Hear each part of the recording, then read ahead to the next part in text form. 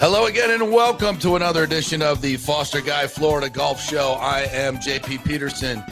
He is Tom Shea, PGA golf professional and the Foster Guy Florida. What's up, partner? How are you? JP, how are you? I am well, sir. We're going to talk a little golf. Yes, we are. We have a special guest today. We do. Very excited about that. Yes. So we'll be our first guest on the program. Exactly. And we'll talk about all the things you got going on, and we'll talk a little golf as well. How you been? Good? Been good. Very good. We have been busy with camps. Yes. At the Eagles Golf Club. Our guest actually paid me a visit last week. He saw some talent out there, so it was fun to see. And we've been lucky with the weather. So that helps, especially here in Florida. So. Yeah, absolutely. And you were going to make me jealous right off the bat. So where are you go? Where are you going? I'm getting on a plane tomorrow to head to Pinehurst, North Carolina. Oh, I do hate you. We have our U.S. Kids Red, White, and Blue Invitational. So nice. How many kids? 600 kids. 600 kids. Yeah, 600. Get to play Pinehurst. Well, this is kind of the preview because they have the World Championships coming up in about 3 weeks, where we'll see over 2 weeks, we'll see 2,200 kids from 60 countries. Wow. Yeah. Golf is exploding. Oh, yeah. Well, I don't think it ever went away with the kid stuff, but it's definitely still in good. Well, we got kids winning tournaments now on the PGA Tour. Exactly. This pot guider kid's 20 years old, hits it a mile, and he's in a playoff last week with a 30-year-old and a 40-year-old. We had a 20, 30, and 40-year-old 3-man playoff. Exactly. How cool was that? It was awesome. It was really awesome. I mean, I actually got to see it. I mean, I was rooting for the 30-year-old. He's a Jersey guy. Gershman, Max all right, Gershman. fair enough. But Chris Kirk, we were talking about that. I was rooting for the old man. Yeah. Well, just his swing. I mean, yeah, that tempo is awesome. How do I teach me that tempo? I try to teach that tempo to everybody, but he still hits it a mile. I teach it, okay, hit it like this. And you know what I say? I say 20 will get you 80. What does that mean? If you swing like you're hitting it 20 yards with a full swing, it'll go a lot further. That's true. So he swings 100%. So he swings at 80 and gets 180. So I don't know how he does it. It's like the game of golf to me now is I know exactly what I'm doing wrong and I can't stop it. I used to, as a younger pup, I could adjust. I'm like, oh, I can see how I feel that I'm doing this wrong. Now I'm like, yips. Yeah, okay, don't break your wrist. Yips. Don't break your yips. That's why I laugh about it, JP. If I miss a shot, I know what I did wrong. So I don't. Yeah, I have to chuckle. I have to laugh. It'll drive me absolutely crazy. So this pot getter kid, he's probably just doing U.S. kids 5 years ago. Oh yeah, he's from South Africa. We're starting to see some graduates over the last few years. Are you? Colin Morikawa came through U.S. kids. Oh, did he? Patrick Reed. Oh yeah. So producing pros now and everything. Oh, exactly. Yeah, we're starting to chart that, so it's pretty cool. All right, and so you got some foster kid stuff that's coming up later on in the month. We'll talk about that in just a little bit. But I want to bring in our guest, our wonderful guest this week. Very interesting person who I actually just saw a couple of weeks ago. Very cool. Very chance. We want to welcome in Leon Battle from One More Child. He is the vice president of strategic partnerships.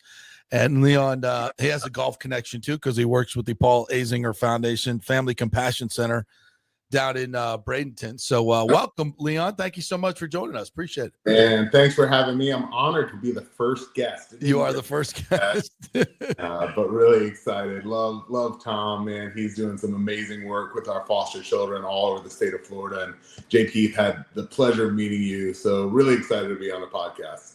Yeah, well, thank you. You're talking about Tom Shea or Tom Brady, who's lingering over your shoulder right there. That's good. Yeah, Tom Brady, really cool. So I got married to Casey Phillips, the reporter for the Buccaneers, and for our wedding, you know, you're always thinking about wedding gifts. I'm like, man, I'm going to get a really good wedding gift for her. Well, she walked me out and provided me with the gift. It's a big frame thing. I'm like, what could this possibly be?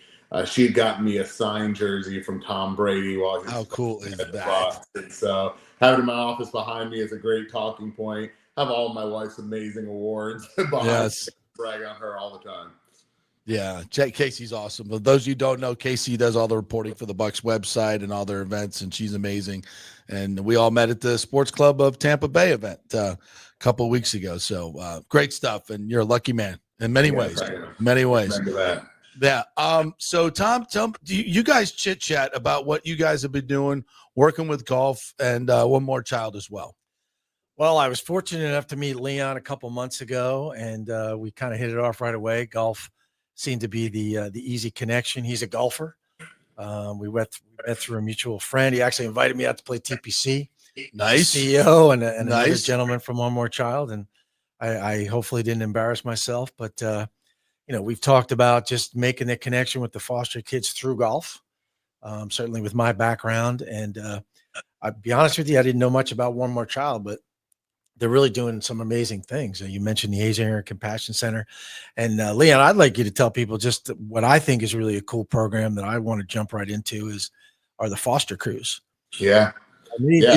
Churches, I thought, well, why couldn't we create a golf foster crew, through country clubs and get the support of the golf community for the foster care community.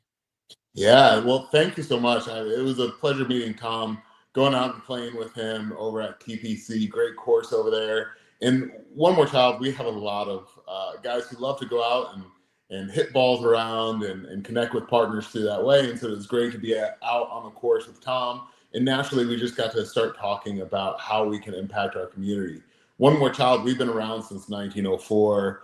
This last year, we were able to serve 250,259 children and individuals. Wow. I say that full number because every one of those numbers matters. It's a name, it's a story, it's someone that we care about, that God cares about.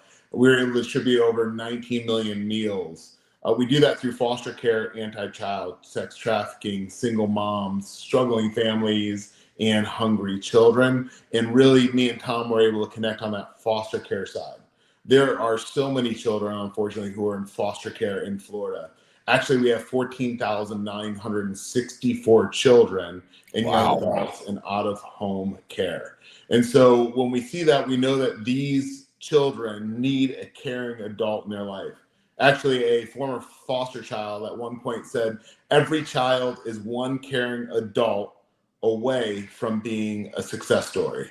I really do see that in Tom as he's out there working with these kids. I got to go see him at the Eagles. And I was kind of jealous of some of these kids' swings. I mean, they were knocking that ball. It was absolutely incredible. But Tom and I got to connect on the foster crew side. We call it our foster care wraparound because there's a lot of foster care parents, and I don't think we're all called maybe to be foster care parents, but I think we should all get involved.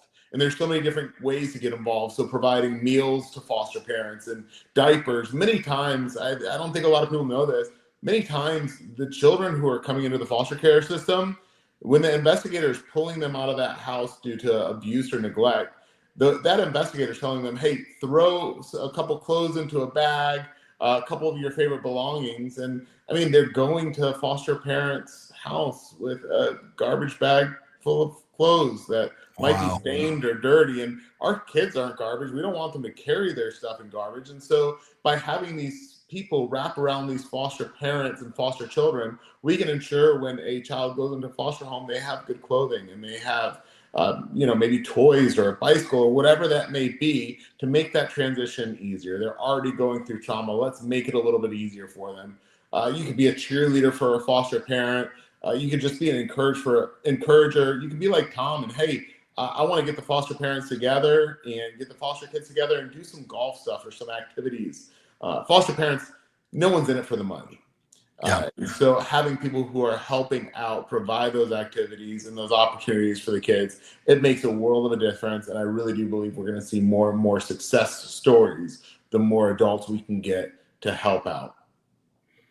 So how do you guys put the foster crews together? Are you going to we could do that right here on the show here. How we can? We definitely could. Well, you know what? It's again, I think, Leon can probably talk more to it, but because it's fairly new to me. But again, I think initially they do it through churches, which makes sense. Yeah. And you've got a community there. Well, I thought we have a golf community. Yeah. That would jump in. I mean, we use the Eagles as an example. That could be one site. I'm working with some other golf courses that I use when I do the U.S. Kids events. I think just getting the word out. One of the guests I want to get in the future here is our executive director from the North Florida PGA. And I would love to get those guys involved. And that encompasses 1,500 PGA members that could easily get involved. So, it's a kind of crawl before you walk thing. But definitely, and like Leon said, whether it's time or money or diapers or, clothing donations. That's something that, I'd like to, create through the golf community. We have, I'm part of Cheval Golf Course here in Tampa, and we have so many people who are always looking to get involved.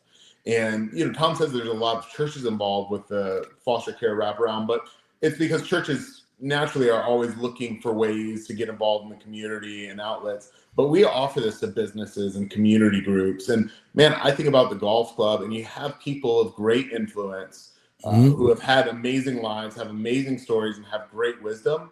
I would love to see our different golf clubs get involved in helping out these foster children. And so I think we can go through Tom, we can go through our website, onemorechild.org.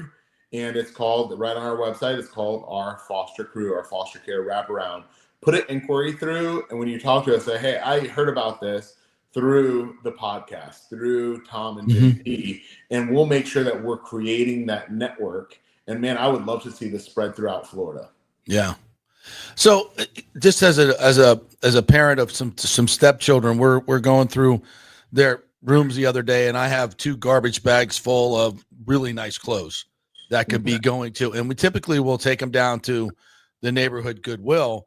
And it just kind of comes to me like these foster kids need this stuff more directly. And I don't know if they get it from Goodwill or whatever, but I'd like to give it directly to foster care. So take me through the steps through One More Child where we can get that stuff. And, I've got some kids clubs too that I could donate as well. So how can we get it directly to foster parents who need it to get it to the foster kids? Thanks. That's a great question. We have sites all over the state of Florida. We are actually a national organization, so we're outside of Florida as well. We're in a ton of countries, 19 other countries overseas as well. But we have so many locations right here in Florida where people can come and drop off those items. All they have to do is shoot me an email. You can email it engage@onemorechild.org or leon.battle@onemorechild.org. And if you go ahead and do that, we'll make sure that we locate the closest location to you to drop those items off. We'll make sure that we sort them and get them out to the right children. And God forbid, we're covering most of Florida. We're one of the biggest providers for foster care services in Florida. But even if there may not be a place that's close to you, we partner with amazing organizations that are doing similar work to us in that foster care field. We'll get you connected. We'll make sure that your resources are going out into the community to be used and utilized. That's awesome. So the website's the place to connect all that for sure. Now, we mentioned the golf connection with Paul Azinger. Now, Tom, didn't you tell me that Paul's down there all the time and working with the kids? We met the appropriately a great name. There's a gentleman down there by the name of Moses. Runs the Compassion Center, and he was awesome. He knew we were coming when we paid a visit there a while ago. But they say he's down there all the time, which is really cool. Yeah. Paul's a great friend of the organization. We have a Compassion Center in Lakeland. He came over to, actually his wife, Tony, came over and was like, hey, Paul, you need to come check this out. They came and took a look at it. I mean, there's days we have 7 semis pulling up, Publix and Bell's and Walmart, dropping off items that we're able to redistribute out in the community. There's local donors who are dropping things off. And Paul and Tony Azinger caught the vision. And they really wanted something that their family, that the children and the grandchildren, the great-grandchildren can do, because he is all about just serving the community, finding a passion project, get involved in your community. I just saw him on a podcast this last week for the Golf Journal. It was great. He was just talking about that legacy piece. And so he helped us build a compassion center in Bradenton. We also have foster family homes right there on that campus. And right after we built it, Paul's like, man, are we going to get enough items to get out in the community? Well, a hurricane hit right after that happened. And I mean, it crushed Cape Coral, Fort Myers, and Southwest. We were one of the first responders for that hurricane, getting items, whether it was food or household items. We had FEMA camped up at our campus, and man, you should have seen Paul's eyes as he was hands-on, getting his hands dirty, doing the work. He's an amazing, amazing guy. Runs a great charity golf tournament for One More Child as well over at Concessions. It's awesome. But man, he has a heart of gold. Just a great, great person to know, great person to have involved. Well, he's a Florida State Seminole. You would expect me. Right. And I'm sure, Tom, you'll see a ton of his stuff at Pinehurst this week when you go up. Big Pinehurst winner himself. Oh yeah, yep, exactly. So, yeah, I've been making. Well, you probably heard earlier, but I, made JP a little jealous. I'll be up there, but and the weather looks good too, JP. I know. It's like 60 degrees in the morning and at night. But it's going to be high of like 85, but no rain. So that's the best. Beautiful. JP, have you been able to play there yet? I did. I played there a couple times. Pinehurst #2. I used to work up in the Carolinas when they first identified that they were going back to Pinehurst, and they had a media day there. I'll never forget it. And they just redone the course. This was back in the 90s. And I was, I was young and back when I could really hit it. And I went out there and I hit the ball as well as I've ever hit it. And I told Tom, I said, I hit 13 greens. Oh, my goodness. Yeah. I actually stayed on 4 of them. That's what the secret is there. The greens you can hit them, but you can't stay on them. It was the hardest. It was the hardest golf course I'd ever played. It was absolutely brutal, and it was then really fun to watch the pro struggle as well. So I love that Pinehurst area. It is so beautiful. It's great. I got to go up there, and I just remember coming up on the 18th hole, and you look up, and there's a whole bunch of men. They're just sitting up there in their rocking chairs, and my buddy was getting ready to putt. My buddy's already a choke artist to begin with. All of a sudden, you hear people start saying, "I got $100 that he 3-putts," and my friend turned red. He was shaking, and of course, he went on to 3-putt that putt. Yeah. It was one of my favorite experiences. Yeah, you can do that at Pinehurst, is no question. Especially when people are betting on it. Oh my God, that's awesome. Hey, I was looking at your bio a little bit here, and you used to work for DCF and received multiple accommodations from Governor Rick Scott for your work with human trafficking. Give us a sense of how bad this is in Florida, and because I know a lot of people that you hear about it, but I don't think they really know, like, it's happening right underneath our noses, and it's a lot, right? Yeah. So, and it's different than what we may think because of the movies that we watch. We watch movies like Taken, and we're thinking, it's kids getting shipped overseas. A lot of it is our foster children and our runaways, and it's happening right in our communities because many times, if those foster children, if those runaways don't have community, they're going to find community somewhere. And that's what the traffickers are preying on. They're preying on our youth that are isolated and alone. And they are then pulling them into that lifestyle. And One More Child's job is to help empower them to get out of that life and stay out of that life. But that was a big part of my job, was just the investigation side.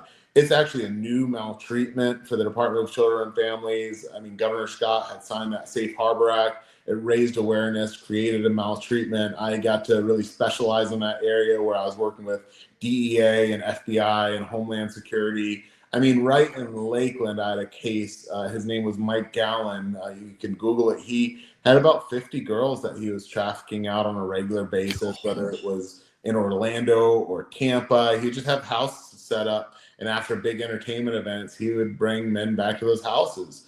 And it's heartbreaking. It's horrific. But the reason I came over to One More Child is because they provided a safe place for these young women to go. And the more children that I brought over there, the more success stories that I saw. I just saw life transformation and restoration happen at One More Child. And that's the big part, is once they come out of that life of trafficking, are we setting them up with the opportunities to go get their education? Do they have their needs provided for? So food and clothing and housing. Do they have those concrete supports? Are they getting counseling to work through that trauma? We even actually hire women who've come out of trafficking. They've gotten their healing, and now they're standing side by side with these trafficking survivors and saying, hey, I've been there.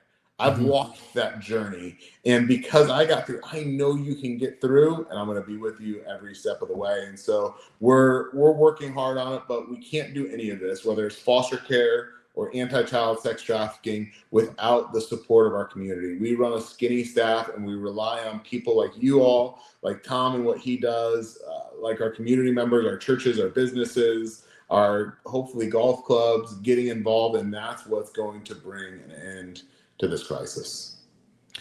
Well said. And there's nothing more powerful for these kids than seeing someone that's been in their shoes come out of the other side, and it gives them incredible amount of hope. Well, Leon, thank you so much for what you're doing. You want to thank your guest, Tom, for coming on here? Leon, thanks for being our first guest. We appreciate it. Hey, yeah, we'll all get out on the golf course soon, and we'll put a little bet on 3 putting here. After this podcast, I have a feeling Tom's going to just fly us up to Pinehurst. Yeah, that would be nice.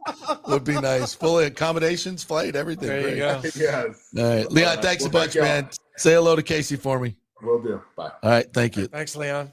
Great stuff right there. Powerful stuff. Very powerful. And that's, and that's part of what, to bring it all back to what we're doing and why we're doing this podcast, is we're reaching these foster kids, through golf. And that's where it can start for them, right? And learn life lessons from the game of golf and what we're doing, and it can kind of go from there. I love what he said. Every foster kid is really one adult away, or one mentor away from success, and that's very, very strong and so true.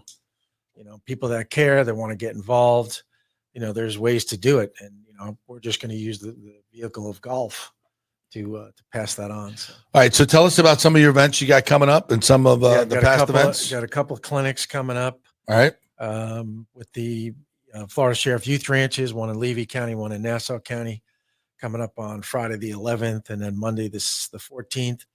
And then our first official one with the Guardian Ad Litem, we're going to be doing a clinic with them on Saturday, August 16th at the Eagles Golf Club. At the Eagles. So they're very excited about that, and we'll get some kids from Hillsborough and Pinellas out, and then we're looking to add some more clinics across the state, along with some parent-child events. So tell us a little bit more about the parent-child events that you do for the foster kids. Well, I'll tell you, I've always done the parent-child event, but it really struck me probably 3 or 4 years ago. It goes back to honoring my mother and, wanting to, try to get her into the New Jersey Hall of Fame, which we're still doing. They just announced the class. So, we will make the push that we need to make in the next few months here. Nice. And I can't wait for that. But really, it just struck me like nothing stronger than a family unit. So I just figured, hey, if we could put, an event together that, kind of creates, for a soft, kind of a soft way of saying it, the structured family invites one of the foster kids to kind of join them. Mm-hmm. and just play along through golf, whether it's with games, whether it's with an actual competition, and we've done some of that, and it's really been pretty amazing. We've had some volunteers come out. My favorite is when I have other kids with the foster kids, you just step back and watch it. Yeah. And that's really the amazing part. So, just being able to show them that there's other opportunities. I had mentioned that, I became a Guardian Ad Litem. Just got to meet my first kid. And I mentioned, hey, maybe we can bring you out for a golf camp or a golf clinic. He says, really? Yeah, why not? Yeah. I mean, one, that's what I do. And two, that's an opportunity that I want to try to. Yeah. They probably don't even think about it. No, because it's usually it's school. Obviously education is most important, but they're just trying to survive every day. Yeah. And I finally got to see him where he was, and it's a clean environment.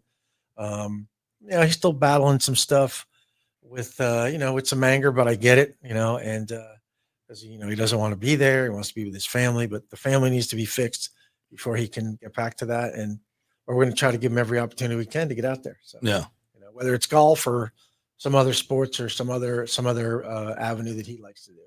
So if folks want to get involved in some of the clinics that you're doing, either through for foster kids or just volunteering, how do they get involved? They can contact me anytime. My email is easy, just tomshea@pga.com. You can Google me. My phone number's out there. Call me, text me. I love to say, send me a smoke signal. So I will answer you and we'll get back to you immediately. But things have been really strong at the Eagles. I just had a meeting this morning just about doing more and getting more involved. They love me. I love them. And, it's awesome that they allow you to work at their great facility. Yeah, exactly. And again, I think they know of the crossover, Not that I've been shy about it, but it's like, I try not to push it too much. But I told them, I said, we want this to be the venue to feature this. So It's nice. And they're receptive. So good. Hey, I want to mention the Excite Junior Golf Tour as well. They are our sponsor. Yes, sir. And so tell us a little bit about Excite. What's going on with that? Well, they run junior events, but it's something a little different. They've actually got involved with the Corn Ferry Tour. They put on 2 pro juniors, which was really cool. One with the Lacombe Corn Ferry Tour down in Lakewood Ranch, Lakewood National, and they also did one in Texas. Very successful. I think they had 80 kids at one event and 65 at the other, and they're looking to build and expand on this. So, as much as they call themselves a junior tour, they're trying to do some different things other than just a straight tour like we might do with you as kids, but also get involved with avenues, that we do with the foster care. That's how I got involved with them. They're actually down in the Bradenton, Sarasota area. So, they actually did the tour with me when we went through One More Child down there. I have a friend that owns a golf course in Sarasota. So that'll be a strong area for us to promote what we're going to do with the foster kids. So Excite Junior Golf, if are they doing summer activities? Can people get involved in those? Are they all full up? No, she's basically she's running a lot of stuff through us. Yeah. So like I said, they're kind of slow right now and just crawling before they walk. But I think their next event's coming up sometime in the fall. So okay. Excite Junior Golf Tour is our sponsor. We thank them very much. All right, what else we got to get to? We got any other? We talked about your events coming up. Any other things happening in the foster community? Any topics that we need to chat about? Bring some life to here. Well, there are some great groups out there. We're going to bring them out as guests here in the future. Foster Power is a strong one here in town. I mentioned, one that's close to you, the Institute of Child Welfare out of Florida State. All these people are doing their best to support not only the kids, but I think what I'm learning through all this is really a lot of support for the families. Yeah. So it really can you match people up with families? Oh, yes. Is there an organization that say, like I was mentioning to Leon, if I want to, directly support a foster home, that they match me up with some parents? Because you mentioned there's some homes that have like 10, 15 kids. Yes. Right. Yes. So, I mean, One More Child is a great example because they have, like you said, behind the Compassion Center in Bradenton, they've got a cul-de-sac of 10 families with 50 kids. Wow. I mean, yeah, we should, and we're going to do some clinics and just some fun events with them in particular. And we're planning a day, probably sometime in the, late August, early fall in September, but, provide food, provide fun, provide the games, have a little bit of a golf theme, but, but it'd be cool if we could bring some stuff that we could give away and absolutely clothes and things like that. So that's what we're working on. That's what we're working on with the Excite Junior Tour, and putting events together like that will be able to feature, that kind of stuff. So yeah. OneMoreChild.org is the website, and you can reach Leon at engage@onemorechild.com. If any of those things that if you want to help out the foster community, you can do that. Yeah. And we're gonna definitely talk more about the golf foster crew. Yeah. Just tapping into the golf community, try to bring on some golf specific guests that'll help us with that, and looking forward to that. And again, if somebody wants to support your work here, Tom Shea at PGA.com, right? Yes, sir. TOMSHEA. I'm close to the Foster Guy Florida website being done here very shortly. So okay, good. I think it'll be ready by the time we're on here again. So. Yeah, that to me, in a lot of the giving that we do, a lot of it becomes very separated from the people. You don't get to really meet the people that you're helping. And I think it would be really cool to be able to say, okay, we know where this foster home is, and we got a couple of bags full of food, diapers, whatever. Hey, we picked up another pack of diapers. We'll drop them off, and just see the kids and say hello and like, hey, what do you need? We next time we're out, maybe we'll get you whatever it is you need. What do you need? And just see and meet the people. I think that would be really cool. I don't know if that's something that. Well, no surprise, but very protective of things like that. Yeah, I can imagine. I mean, the most interaction I've had is with the Florida Sheriff Youth Ranch kids, but again, it's so well organized, and I love their call in terms of, they have to be tour ready. Yeah. So those houses have to be immaculate all the time. And they are immaculate all the time. It's not like, oh, hey, we're having an inspection, we throw everything under the bed. So that's the impressive thing. I mean, those are, and again, it makes sense because they're tied to the sheriffs of Florida. And they're just learning again, how to live and live in a proper environment with the proper support. And you can visit the kids and you can interact. Obviously, there's just very, very tight guidelines. Yeah, that has to be. I will have to tell you, with going through, I mean, I've gone through numerous background checks, obviously, with all the kid stuff I do. That one was the most, like, there was another level with that one, because there was a sheriff's. I get it. I got calls from people I haven't seen in 20 years. Hey, I'm getting a call. What are you doing? I'm like, I'm just working with kids, but it's working for the FBI. But exactly, that's what it was. I mean, that's good. It was deep, and I was like, listen, I've got nothing to hide. So, yeah. But it was, it took a little bit, longer, and I was like, hey, everything okay? And you just start to worry, like, what did they find? That because just getting back to my own situation.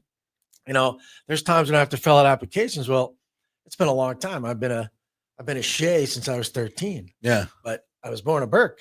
Right. So where is that going to come up? For those of you who don't know, Tom was in a foster home growing up. Exactly. Foster kid, and adopted at 13. But, I did have another name. So I like to say that was my maiden name was Burke. But, you wonder, like, what comes up from that? I mean, it's been 50 something years, but yeah.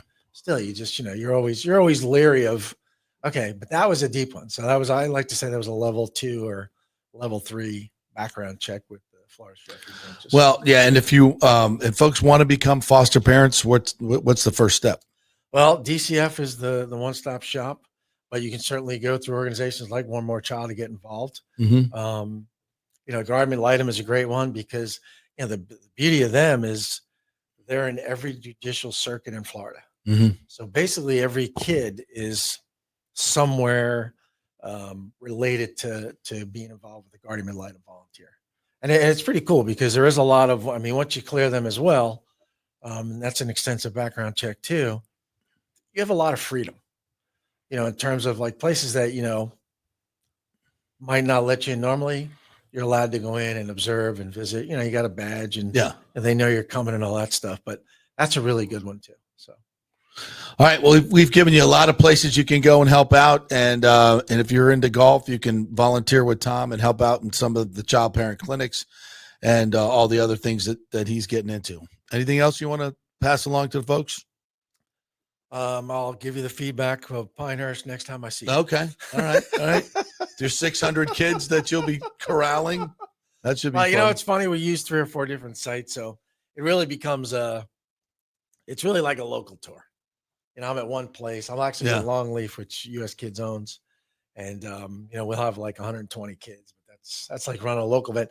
Plus we have, I have a pretty good staff here, but we have a full staff there. We've got full volunteers. So it becomes a truly fun event because you got a great team. So what are the age groups there?